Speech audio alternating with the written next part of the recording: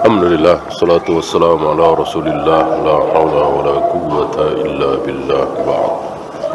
Ada pertanyaan?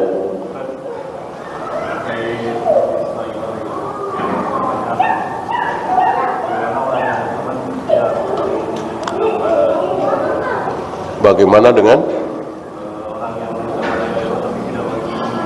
Tapi dia nggak tahu maksud la ilaha illallah itu, ya nggak sah, ya. Seperti beu, ya kan? Nggak tahu apa maksudnya, bukan ilmu kan? Minimal dia tahu artinya, tidak ada sembahan kecuali Allah.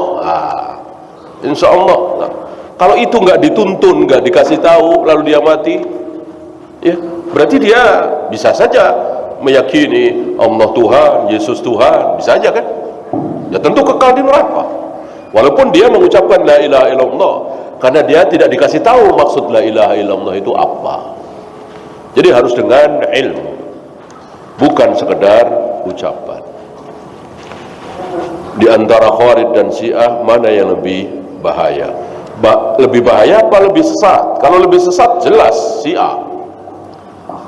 Syiah itu amma Syiah laisu minal muslimin, kata para ulama. Laisu minal muslimin, bukan orang Islam lagi. Ya bagaimana orang Islam kok mengatakan Al-Quran sekarang ini palsu? Yang asli itu nanti Mushaf Fatimah 18.000 ayat. Bagaimana dikatakan Islam? Ya. Tapi bahaya bagi kita belum tentu. Lebih sesat, lebih bahaya belum tentu, ya. Satu, nggak banyak di sekitar kita. Yang kedua, mereka taqiyah, tidak berdakwah. Yang ketiga, kita tidak bertemu dengan dai-dai mereka misalnya secara vulgar, ya kan? Kan mereka itu kan menyembunyikan. Oh enggak, kata siapa? Kami cinta kepada sahabat, kami cinta Abu Bakar dan Umar, bohong. Biar diterima, gitu. Kan jadi nggak bahaya kan? Nah, kalau Khawarij ini sangat berbahaya, karena ada di dekat kita, dan atas nama amar ma'ruf nahi mungkar dia jelek-jelekkan penguasa, atas nama kritik membangun amar ma'ruf nahi mungkar, padahal jelas haram. Tidak boleh kan mengkritik penguasa di depan umum, ya. Mau dia bersorban, jenggot panjang, ngaku salaf, tapi mengkritik penguasa di depan umum, Khawarij. Sifat Khawarij ada pada diri dia. Wajib kita taati Nabi, pegang tangannya, ajak ke tempat sepi, nasihati. Kalau mau mengkritik penguasa, tentu bagi yang sanggup. Antum saya nggak sanggup kan? Berdua dengan presiden, berdua dengan gubernur, berdua dengan wali kota, ya sudah. Orang nggak sanggup puasa, nggak usah puasa. Nggak sanggup zakat, nggak usah zakat. Nggak wajib haji kalau kita nggak sanggup haji. Padahal itu rukun Islam. Apalagi cuma menasihati penguasa, ya nggak usah. Biarkan mereka yang sanggup.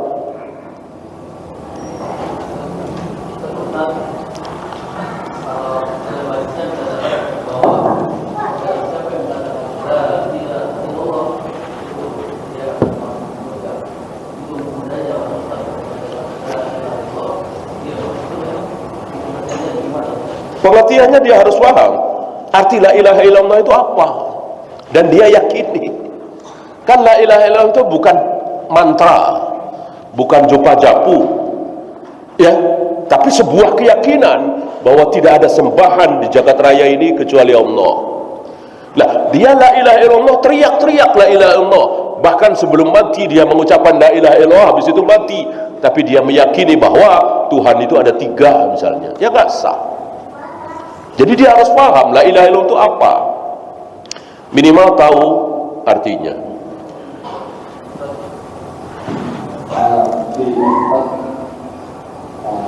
متى وجد الفرقة العشرة أو المؤمنين ظهور الأشعري؟ Ya,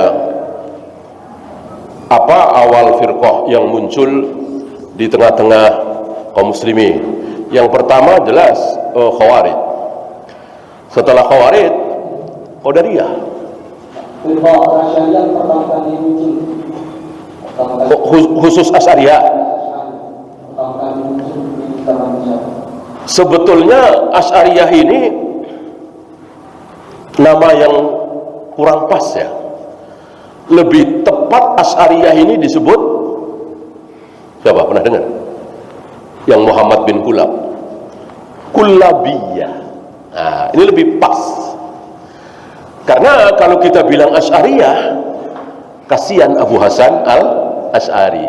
Karena beliau sudah bertaubat. Kan beliau melewati 3 fase. Pertama Mu'tazilah, mengikuti ayah tiri beliau Al-Jubba'i. Fase kedua ini Kullabiyah ini, beliau sempat mampir di majelisnya Muhammad bin Kullab. Muhammad bin Kullab luar biasa kebencian beliau terhadap Mu'tazilah. Tapi keliru gitu. Nah, akhirnya beliau rujuk ke manhaj salaf dengan beberapa bukti. Apa buktinya? Al-Ibanah fi usulid diyanah. Apalagi Maqalatul Islamiyyin, Maqalah ala ahli saghar. Setidaknya ada 3 kitab kecil lah ya yang ditulis oleh beliau. Di dalam kitab-kitab beliau nyanjung siapa? Ahmad bin Hanbal.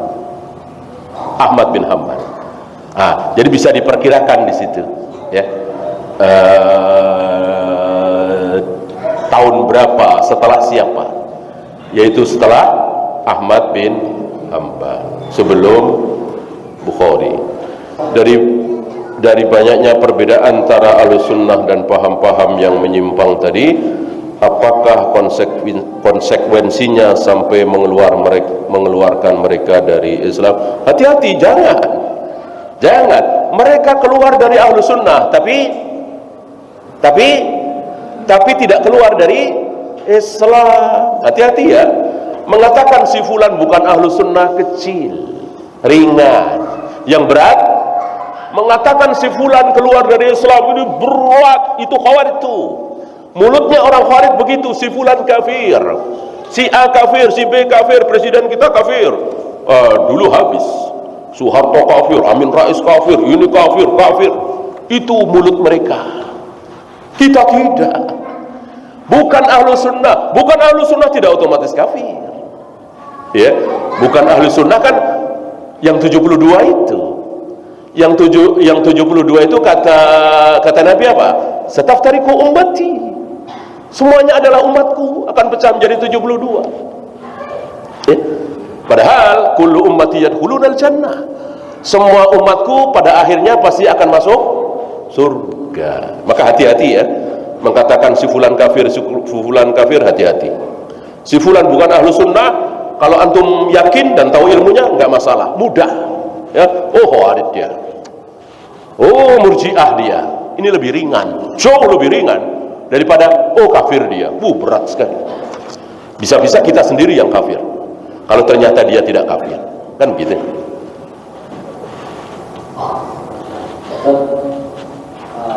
Apakah ada pernyataan dari 4 imam mazhab tentang pengingkaran mereka terhadap kaum Asy'ariyah?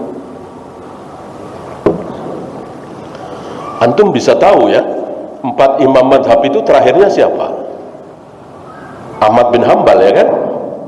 Sementara Abu Hasan Asy'ari kan setelah beliau. Maka yang nggak ada pengingkaran. Sama dengan tidak ada pengingkaran Rasul dan para sahabat tentang Asy'ariyah, Maturidiyah, orang belum ada.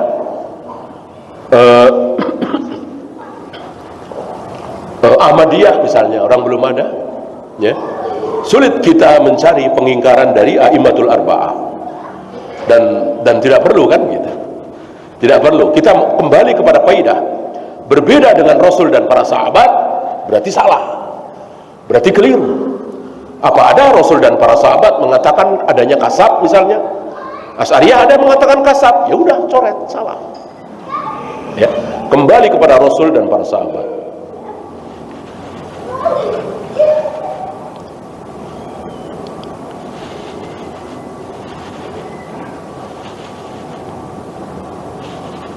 apakah firqah yang suka mendemo pemerintah atau orasi di jalanan itu termasuk khawarij? Sifat khawarij seperti itu, ya.